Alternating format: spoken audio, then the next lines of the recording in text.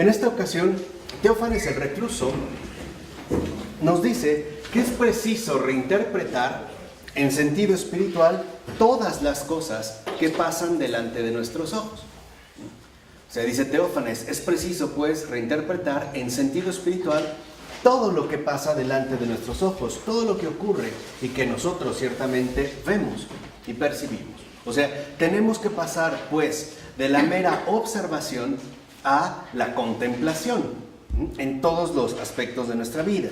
Dice, y que es justo, ¿no?, esta reinterpretación, ¿no?, esta, disposición, la que nos lleve a contemplar sobre todo la verdad que subyace en todas las cosas. Eso es lo fundamental. O sea, contemplar la verdad subyacente en todas las cosas. Dice, por ejemplo, usted ve una mancha en un vestido blanco o en un vestido nuevo y de inmediato siente que eso es algo desagradable, es una lástima. Dice, bueno, eso no lo es todo. Reinterprete este acontecimiento pensando qué lástima y desagrado deben de sentir el Señor, los ángeles y los santos al ver la mancha de nuestro pecado en nuestras almas, ¿no?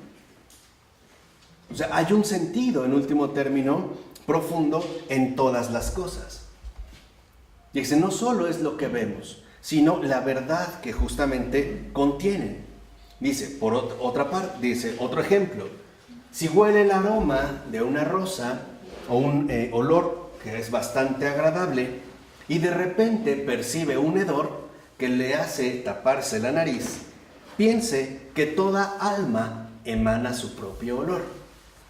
Cada alma humana tiene un olor. Si el alma es buena, su olor es agradable. Pero si está entregada a los desórdenes, su olor es repugnante. Dice, así no olvide dirigir su pensamiento en sentido espiritual. Cada cosa que nosotros vemos, todo lo que nosotros podemos observar en este mundo, contiene pues una verdad espiritual. Dice, así, cuando usted ejercite cada vez más el pensamiento espiritual, se dará cuenta que cada cosa es un libro santo. O mejor aún, como un capítulo de un libro santo. Dice, así, aunque nosotros caminamos por este mundo sensible, no nos desapartamos o no nos alejamos del mundo espiritual. De hecho, si usted ejercita su pensamiento espiritual, se dará cuenta que todo le hablará de Dios. Y por lo tanto, usted se mantendrá siempre atento en Él. Y dice algo muy bueno Teófanes. Dice, y si constantemente une este recuerdo con el temor de Dios, que ya explicamos, y el sentimiento de piedad ante su grandeza, ¿qué necesidad tendrá ya de maestros y guías? Es muy bueno. ¿Qué necesidad entonces tendrá ya de maestros y guías? Ejercítese pues en la dimensión espiritual. Dice, naturalmente son necesarios el esfuerzo y el trabajo, tanto de nuestra parte intelectual como de nuestro propio corazón. Dice, por ello, para que usted pueda ejercitarse realmente en la dimensión espiritual, tiene que alejar una actitud equivocada. Dice, una actitud equivocada de la cual prácticamente todos nos hemos contagiado, de una u otra manera. Por cierto, el error justamente así se transmite, por contagio, como las ideas que hemos estado viendo, ¿no? Uno se va contagiando. Dice, ¿en qué consiste esta equivocada actitud? En lo siguiente, no nos quejamos del esfuerzo que nos exigen otros asuntos, pero cuando se trata de nuestra salvación, ahí sí nos quejamos. Lo que comentábamos hace rato. Esa es la actitud equivocada. Cuando se trata de cualquier asunto, no nos quejamos, incluso por muy difícil que lo veamos. Pero cuando se trata de nuestra salvación, ahí sí nos solemos quejar y bastante. No olvide que el asunto de la salvación es más importante. Es de hecho lo más importante y por lo tanto debe prevalecer por encima de todas las cosas. Por eso es que la salvación es lo que requiere también el mayor esfuerzo. ¿Por qué? Porque el esfuerzo que nosotros ponemos en las cosas es proporcional a su importancia. Cosas que en realidad sean más importantes requieren mucho más que esfuerzo. Cosas que son menos importantes no requieren realmente esfuerzo. Dice, por eso esfuércese en lo que se refiere al Señor y verá qué frutos cosecha. Dicho de otra manera, cuando nosotros no nos esforzamos, realmente no nos esforzamos en el camino de la salvación, es decir, en el Señor, nos privamos negligentemente de frutos extraordinarios. Y esa es una situación que nosotros no podemos permitir. Es como si uno se privara del aire puro y prefiriera aguantar la respiración hasta empezar a sentir asfixia o ahogo. No tiene sentido. Es prácticamente una cuestión de negligencia. Dice Teófanes, si usted no se esfuerza, al final su vida va a resultar estéril y por lo tanto desdichada. Así pues, es tan importante que nosotros ejercitemos la dimensión espiritual. Dice, por ello, cuando nosotros ejercitamos esa dimensión espiritual, adquirimos una práctica. La práctica de tener a Dios presente en todo. Y esto significa que alcanzamos el verdadero fundamento de todas las cosas, porque es Dios mismo quien lo sostiene absolutamente todo. Ahora entienden por qué Jesús nos hablaba de las cosas que vemos, justamente de las cosas que vemos. Nunca nos habló de cosas extrañas o raras, porque no se necesitan. Ahí está. Voy a tomar otro ejemplo, pero ahora de Edith Stein, o Santa Teresa Benedicta de la Cruz, un poco para que vean en qué consiste este ejercicio espiritual. Ella habla de la flor y el fruto, precisamente en Ser finito y ser eterno. Es una obra extraordinaria que ojalá pudieran leer en algún momento. Pero ahí Edith Stein, por ejemplo, se pone a ver una flor y empieza a ejercitar la dimensión espiritual. ¿Y a qué conduce Edith? Dice, una flor es algo muy bello, ¿no? Es, por así decirlo, un esplendor extraordinario, la belleza que adquiere una flor. Sin embargo, si queremos que venga algo todavía más grande que llamamos fruto, la flor tiene que morir. Vean, vean este aspecto en concreto, ¿no? Estamos hablando de una flor. Dice Edith Stein, la vida humana es la flor. El fruto es la recepción de Dios. El ser humano es algo bello, pero no es el fruto de salvación que Dios espera precisamente. Por ello, dice, la flor nos recuerda ante todo que uno no debe de aferrarse a sí mismo, sino incluso estar dispuestos a renunciar por algo todavía mucho mejor, para que la cosa siga adelante y pasar así de la flor al fruto. En este sentido, dice Edith, una flor no es egoísta. Una flor es bella, pero no vanidosa. Una flor es preciosa, pero no es suficiente, porque importa más el fruto. Dice, si la flor se niega a morir, entonces no hay fruto. Y tarde o temprano, esa flor, sin fecundar, se marchitará. Es justo lo que decía Teófanes. La vida entonces también se volverá completamente estéril. Este es el ejercicio espiritual de todos los días. No necesitamos, dijimos, hacer elevaciones raras o irnos a otros mundos. No, tomemos en serio la realidad creada, porque siempre la realidad creada está también, ¿no?, vinculada a la presencia del Espíritu. Ese es el símbolo de la creación. Lo visible y lo invisible siempre van de la mano. Estamos hablando de cuestiones bien simples. De hecho, el ojo verdadero del artista es lo que ve. Justo es lo que ve. Es más, es lo que nos ayuda a ver a los demás.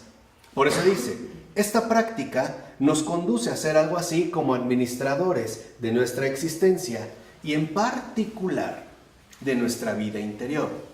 Y a un administrador se le confían las cosas, pero no le pertenece. No es dueño, como quería el señor Descartes, sino un administrador, en quien se ha puesto toda la confianza. Dice, y un signo por el que usted se puede convencer de que ese hecho admirable de la práctica espiritual ha comenzado a realizarse en usted es justamente una calidez interior. Ese cálido sentimiento para con el Señor. Es, en pocas palabras, el ardor, por tenue que sea, por Jesús. ¿Se acuerdan qué pasó con los discípulos que iban de regreso a Emaús? Sale Jesús a su encuentro, no lo reconocen, les empieza a explicar, ¿no?, toda la escritura, los pasajes que hablan sobre él, y finalmente al partir el pan desaparece.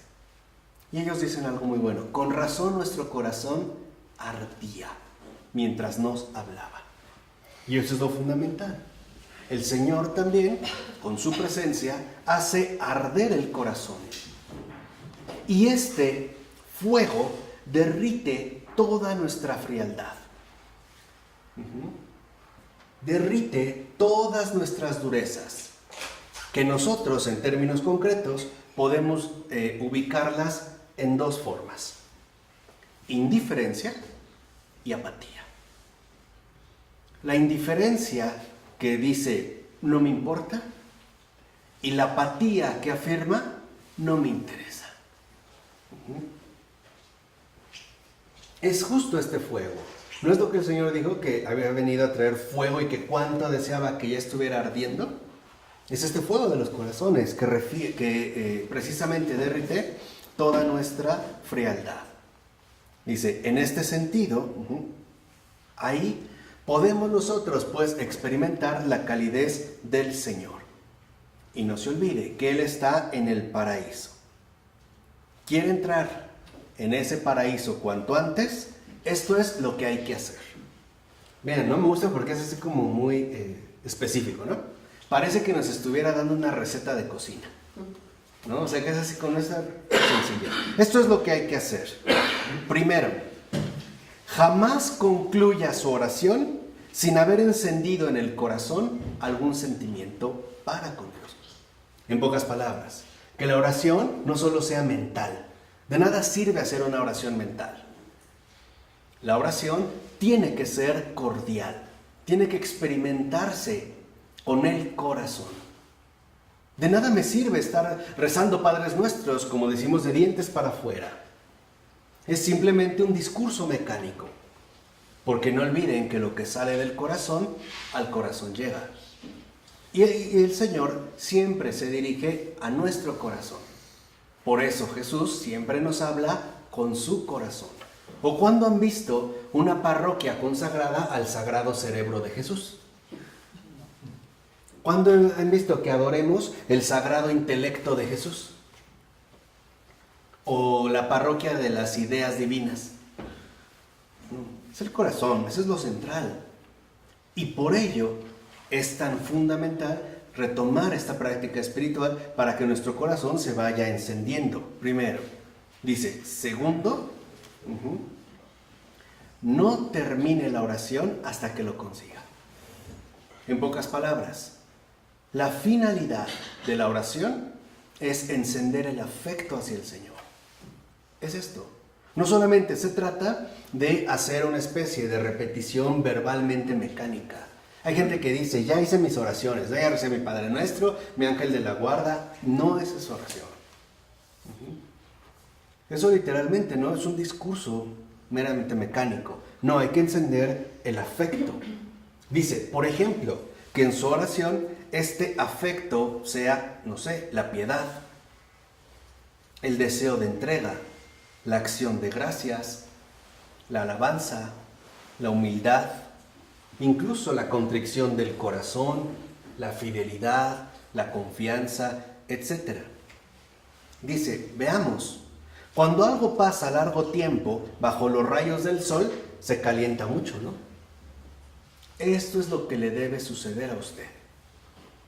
Si usted entró a la oración frío y salió frío, no tuvo oración. No hubo oración. Hubo 1000 cosas, menos oración. Si no se encendió precisamente el afecto. Pero también hay gente que vive la sequedad, no importa. Pero esta sequedad no involucra incluso el afecto de gratitud, porque es voluntad de Dios, por muy seco que sea. Es un poco lo que decía Santa Teresa de Jesús, ¿no? Cuando Santa Teresa de Jesús dice, no solo agradezco lo que Dios me da, enfermedades o sequedades, sino que beso la mano de quien me lo dio. Ahí hay afecto. ¿Por qué si no hay sequedades, pero de qué me sirve vivirla indiferentemente o con frialdad? Pues bueno, así está, no hay problema. No, o sea, no hay que confundir frialdad o la sequedad espiritual con la apatía o la indiferencia. Incluso la sequedad se vive cálidamente. Cuando es real, De otra manera es o depresión o un desorden raro, pero se vive incluso con calidez, ¿no? Con amor para el Señor. Dice, así, si usted se mantiene constante en esta presencia de Dios y ejercita los sentimientos, afectos hacia Él, usted mismo se irá cada vez más, ¿no? Enfervorizando, hasta que arda en este fervor. Entonces, ¿qué importan más? ¿Los pensamientos o los afectos? Los afectos. Nosotros, como buenos herederos de los modernos, ¿a qué le damos prioridad absoluta? A los pensamientos. Hace rato empezamos a ver por qué. Para nosotros lo importante es el pensamiento y hemos descuidado justamente los afectos. Por eso vivimos, como dice esta gran socióloga contemporánea, Eva Illouz, las emociones congeladas. Nuestras emociones no se encienden. Literalmente no se encienden. No nos mantenemos en un afecto encendido, al grado de que algo nos puede impresionar, pero igualmente se nos pasa. ¿No? O sea, no alcanzamos, digamos, este estado de fervor. Dice, cuando usted realmente vaya ardiendo, ¿no? Enfervoreciéndose, ardiendo en fervor, no solo va a ser fervorosa, sino que estará literalmente envuelta en llamas. ¿Ustedes sabían que Santa Catalina de Siena, ya hacia el final de su vida, no podía ni beber agua? Decía, me quemo. Era tal, o sea, estaba tal su amor por Jesús encendido, su afecto enfervorizado, que incluso cuando quería tomar agua, antes de que una gota le tocara la lengua, del calor que salía de su boca, la evaporaba. Es más, alguien se acercaba y volteaba y sentía su aliento, le quemaba. Un vapor ardiendo. O sea, imagínense, ya literalmente estaba ardiendo de amor por el Señor. Esto es lo fundamental. Eso significa consumirse por Jesús. Por eso también recuerda Teófanes.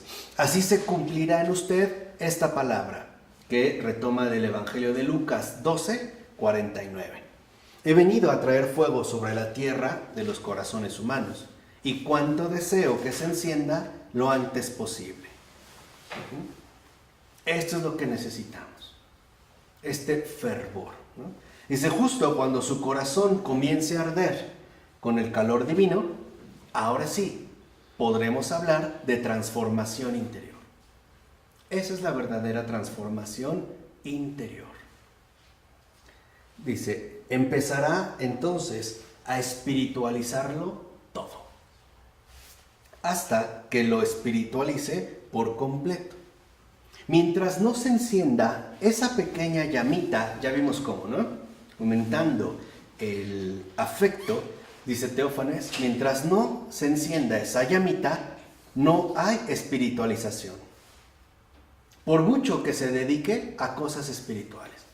No es lo que sucede por puro sentido común cuando decimos que las personas se la pasan rezando rosarios, oyendo aquí, allá, peregrinaciones, misas y no cambian. es ello. Quiere decir que entonces la verdadera vida espiritual simple y sencillamente no ha empezado. Por eso, ¿en qué consiste la vida del espíritu? Encender el afecto. En eso. Encender el afecto. Dice, este encender el afecto es lo que nos permite, ayudándonos por la memoria, disponernos a agradar a Dios en todo. Y por lo tanto, a tener la firme resolución de pertenecerle. Eso es a lo que necesitamos llegar. A esta firme resolución de pertenecerle por completo. Por eso yo les decía, quizá vemos muchos que cuando, no sé, rezamos el Padre Nuestro, le decimos, hágase tu voluntad, pero por dentro con frialdad es, si te dejo. O simple y sencillamente, no me importa. No hay afecto. No está encendido el corazón. Por eso también añade Teófanes. Ahora, hablemos de las pasiones. Porque a veces los podemos llegar a confundir. Es decir, podemos llegar a confundir el fervor con la pasión. Ahorita la vamos a ir definiendo mejor. Dice, las pasiones están en nosotros, pero no tienen autonomía en nosotros. De hecho, las pasiones se han introducido en nuestra naturaleza y pueden ser expulsadas de ella sin que por eso el ser humano deje de ser humano. O sea, las pasiones están en nosotros, pero no son absolutamente necesarias.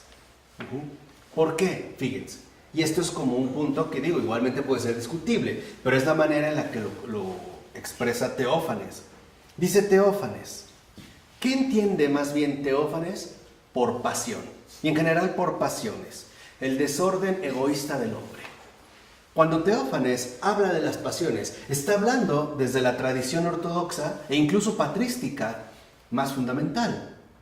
Cuando los padres hablan, hablan en contra de las pasiones, o denuncian las pasiones, o rechazan las pasiones, es porque están hablando en concreto del desorden egoísta del hombre. Eso es lo que se habla por pasión, ¿no? Cuando se habla de pasiones, estamos hablando del desorden egoísta del hombre. Esas son las pasiones. Alguien que se deja llevar por sus pasiones es porque vive bajo el desorden egoísta del hombre, porque solo busca su interés, su autocomplacencia, su autoafirmación. En pocas palabras, no le interesa nada ni nadie. Solo le interesa él mismo y obtener lo que quiere, lo que anhela, lo que busca. E incluso lo puede hacer a través de formas bien camuflajeadas, de una falsa piedad, de un falso cambio, incluso de una especie de moral reforzada. Pero lo que realmente late ahí es una mentira, es un fraude. Es, en pocas palabras, una hipocresía. Por eso dice Teófanes, todas las pasiones proceden de la autocomplacencia del propio yo, del amor propio, y de él se sustentan. O sea, las pasiones, desorden egoísta del hombre, no es más que la autocomplacencia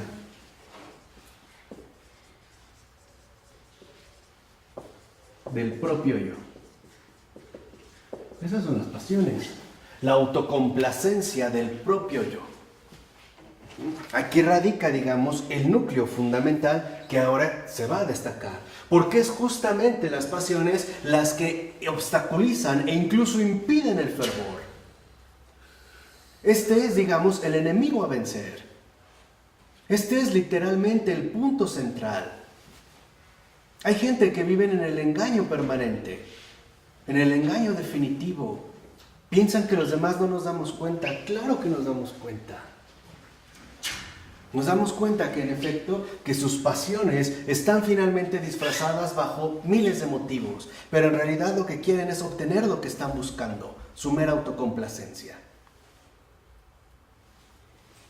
¿Quieren ver que no? Póngansela difícil, verán cómo reaccionan. Así de simple. Mientras ellos vayan obteniendo lo que quieran, seguirán hundidos en sus pasiones. Pero dijimos, no hay realmente una vida interior. O sea, no hay cambio, no hay conversión. No hay, en pocas palabras, ¿no?, verdad ahí. Dice, tan pronto como el hombre se decide con fervor renunciar a sí mismo y agradar solo a Dios, con solo esa decisión, es más, con esa simple intención, pero real, todas las pasiones ya no tienen punto de apoyo. Y por eso son expulsadas de la conciencia y de la voluntad que antes las poseían. Seamos sinceros. Cuando uno vive en orden a sus pasiones, nada nos interesa, ni nosotros mismos. Por eso nos destruimos. Decimos que nos interesa esto, aquello, que he cambiado, que voy a cambiar. Mentira, no es verdad. No es verdad, el corazón sigue estando frío. En el corazón hay frío, no hay fervor, no hay calidez. Es un fraude. Y no pasará mucho para que se vuelva a revelar lo que verdaderamente lo movía. ¿Cuál era en este caso su verdadera motivación? Dice, mientras uno está poseído por las pasiones, uno literalmente se dedica e incluso se desgasta para satisfacerlas. O sea, para satisfacerse a sí mismo, cueste lo que cueste. ¿Por qué una adicción? Aún sabiendo que mata y destruye, ¿por qué una adicción? Por la autocomplacencia del propio yo. Ese es, en este sentido, lo que expone Teófanes. Esa es, digamos, la fuerza precisamente de las pasiones, el desgaste. Incluso, vamos a decirlo así, hasta la aniquilación, hasta la autoaniquilación, porque las pasiones, eso es lo que buscan. Una especie de boom radical, una especie de explosión que nunca se logra satisfacer. Y esto es algo curioso. Las pasiones son fuertes, pero nunca están satisfechas. Por eso son pasiones. Cuando Teófanes habla de las pasiones, está hablando finalmente de insatisfacciones permanentes. No sé si se entiende. Por eso me apasionan, me poseen. Porque si verdaderamente en algún momento se pudieran satisfacer, dejarían de ser pasiones. Por eso son insatisfacciones permanentes. Y por lo tanto, en pocas palabras, estas insatisfacciones permanentes nos conducen a nosotros a la locura interior.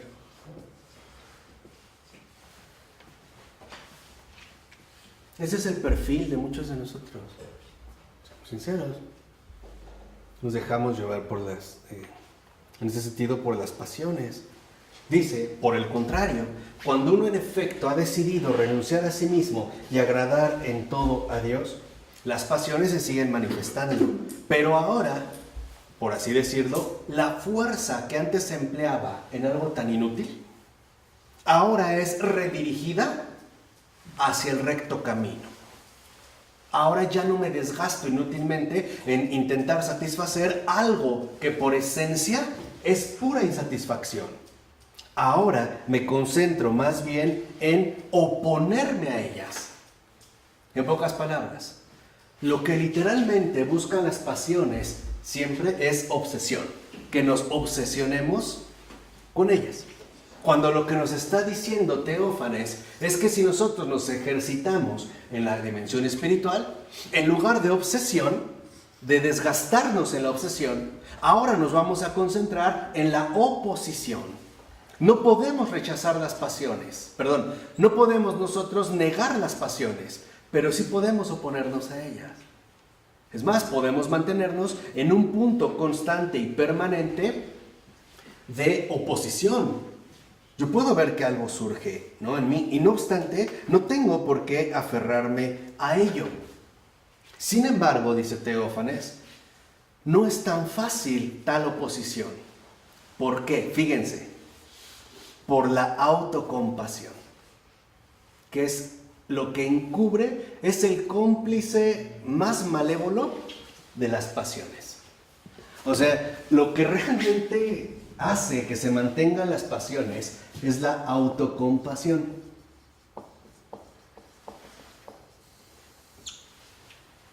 Que no es otra forma más que autocomplacencia disfrazada. Sigue siendo, digamos, de fondo la raíz. ¿Y sé qué pasa en la autocompasión? Nos halaga. Al grado de que incluso hace aparecer las pasiones con un aspecto agradable, para que nosotros estemos de acuerdo con ellas. ¿No es también parte de lo que llamamos victimismo? Es que, híjole, mira, estoy así y tal. Y aparte, o sea, una persona que vive literalmente dominado bajo las pasiones, si algo tiene en concreto es que es bien chillón y bien quejumbroso. Pasa de bestia a víctima. Literalmente, de monstruo a mar de lágrimas.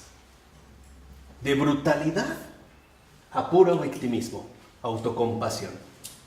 Esa es la dinámica. Ese es el ping-pong, de un lado a otro. A ver qué funciona. A ver qué es lo que realmente va a dar efecto. ¿Por qué? Porque en último término, lo que está imperando es esto. Y esa es una precisamente de sus grandes astucias. Por eso dice Teófanes, estése atento. No permita que se introduzca de manera furtiva alguna pasión. Cuide que no le engañe, ni que le induzca a hacer algo, sea grande o pequeño, de lo que ella saque algún provecho. ¿Por qué? Y aquí da, digamos, como el motivo principal Teófanes. Aunque la pasión, en principio, parezca algo trivial, e incluso pareciera que no es nada malo, y que uno podría estar de acuerdo con ella, siempre será algo malo. ¿Por qué? Porque el desorden egoísta del hombre agrada al enemigo, no a Dios. En pocas palabras, el desorden egoísta del hombre no es más que este perfil de rivalidad satánica. Es Satán quien nos quiere hacer a su imagen y semejanza. En pocas palabras, le pertenecemos. Por eso yo les había dicho ya en clases anteriores, cuando una persona vive ahí, literalmente está endemoniado. No está loco, no está enfermo, está endemoniado. Este es un punto muy importante, que ya también lo habíamos comentado con anterioridad.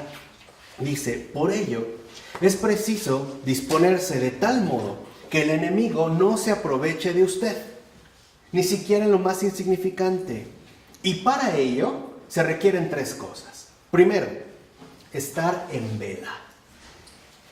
No dejarse llevar por las propias trampas que las pasiones establecen en complicidad con la autocompasión.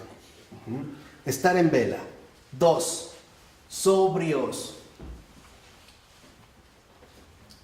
Y 3, en guardia.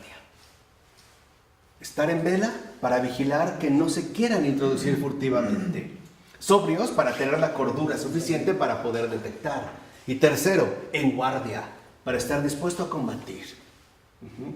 Si yo no cumplo estos 3 requisitos, me estoy haciendo muy tonto. Porque estoy dispuesto a que se introduzca la pasión en mí en cualquier momento. Dice, todas estas 3 acciones, estar en vela, sobrios y en guardia, se condensan en una sola. Mirar que el enemigo no se introduzca furtivamente. Hay que mantenerse, pues, en vela y despiertos. Dice, estar en vela, justamente, ¿no? Significa no dormir, no darse a la indolencia de, ay, no pasa nada, hombre, no es grave, no sucede algo. No. No caer en esos engaños, porque sí sucede. Estar sobrios, en este sentido, significa no entregar el propio corazón a nadie más que a Dios, ni siquiera a uno mismo, porque sería entregarse a la autocomplacencia del propio yo. Por último, estar en guardia significa también que el corazón no se complazca en algo malo, como a veces puede ocurrir. Dice Teófanes, esto es lo principal en la lucha contra las pasiones. En cuanto dejemos de prestar atención al enemigo y le permitamos pasar, nos esperan heridas y derrotas completas. Y lo peor, esas heridas y derrotas completas no solo van sobre nosotros, van sobre la gente que nos rodea. Y muchas veces nosotros seremos los cómplices de derrotas para otras personas. Por ejemplo, matándole su confianza, quitándole su serenidad, robándoles la paz, o sea, actuando como él quiere, siendo títeres de este enemigo. En pocas palabras, destruyendo vidas ajenas. Eso es el propósito. ¿Por qué? Porque el desorden egoísta del hombre hace que éste no vea otra cosa más que a sí mismo. Los demás, en último término, no importan. Por mucho que se quiera esconder bajo la autocompasión, en realidad no les importa. Mientras ellos obtengan lo que quieren, tarde o temprano, lo demás no importa. Dice, no olvidemos pues esta situación. Incluso dice Teófanes, por el contrario, el enemigo no es temible si es observado. Ya no. Basta con que lo amenaces para que huya. Porque ya lo viste. Entonces, ¿qué es lo que siempre busca el desorden egoísta del hombre? Pasar desapercibido.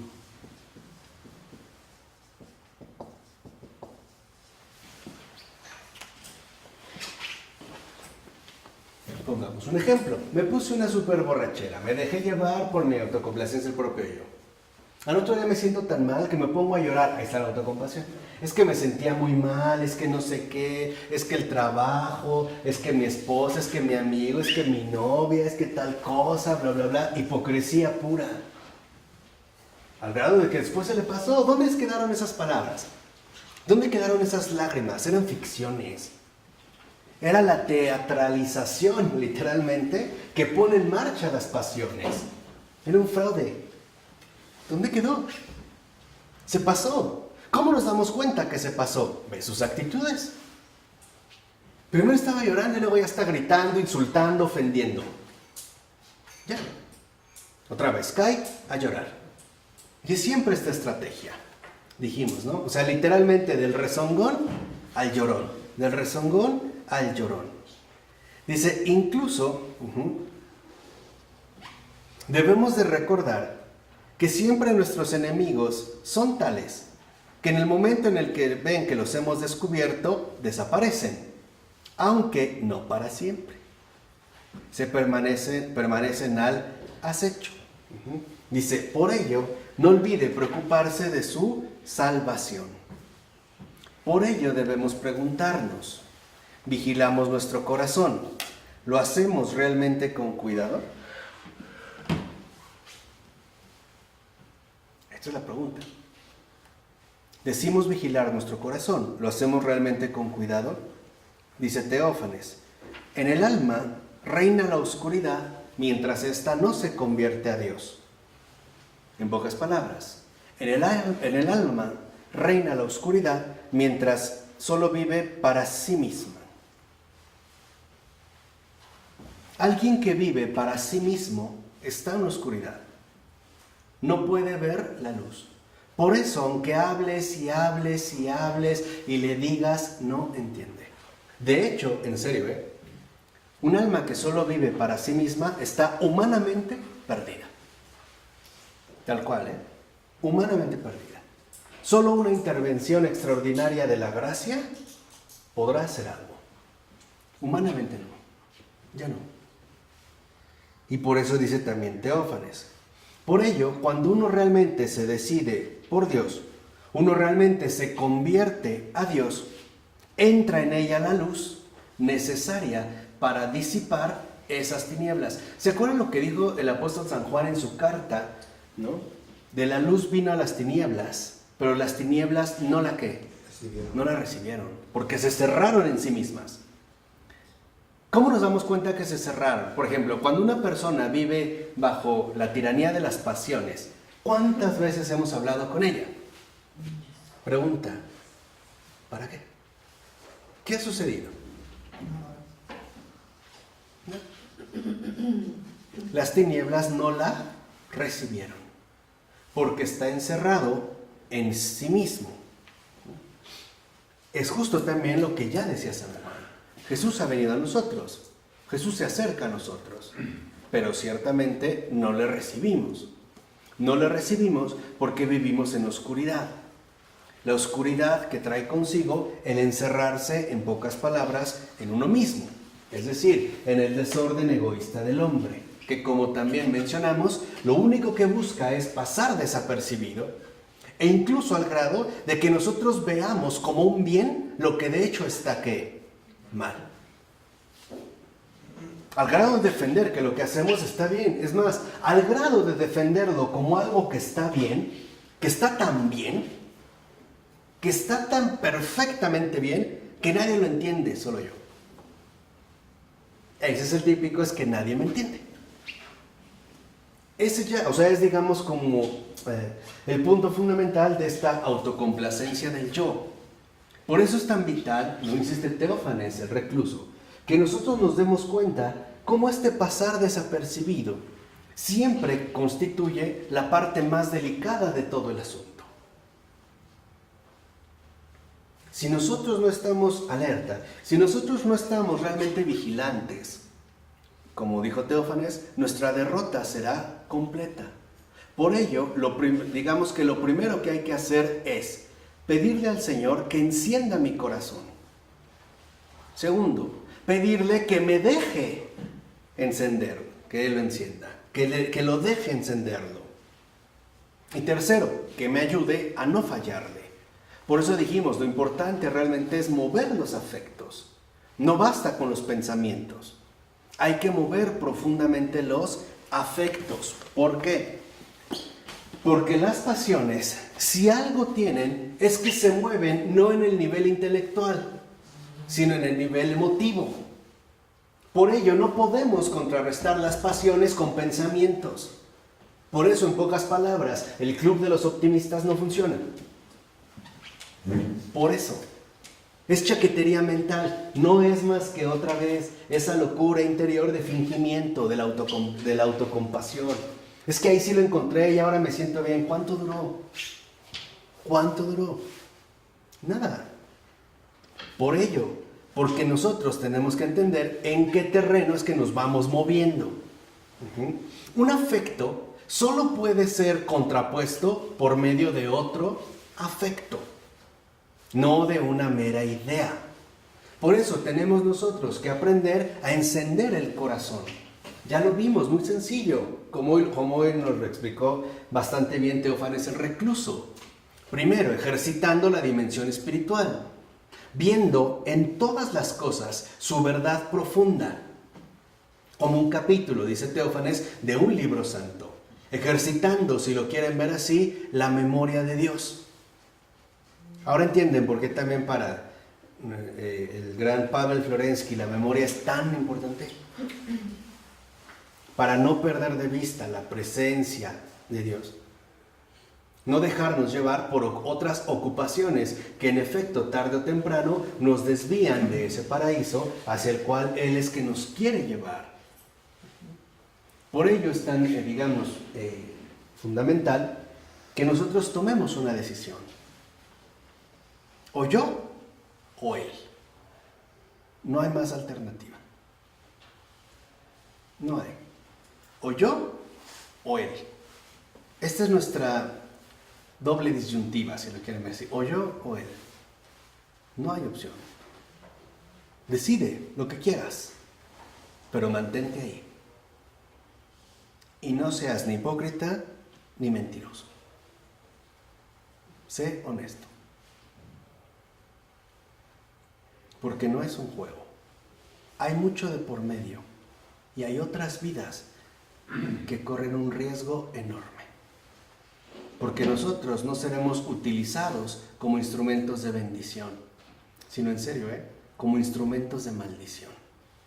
Cuando nosotros no salimos de aquí, ¿cuánto daño no hemos hecho a otras personas? Al grado de que quizá nos han maldecido. Y créanme que ser maldecido por otro hermano, es grave, ¿eh? Es algo realmente grave. Por eso entendamos bien en dónde estamos colocados y empecemos a encender el corazón. Y si de plano está muy húmedo, si de plano está muy encharcado, pues lo intentamos, cueste lo que cueste. En el Padre, del Hijo, del Espíritu Santo. Amén.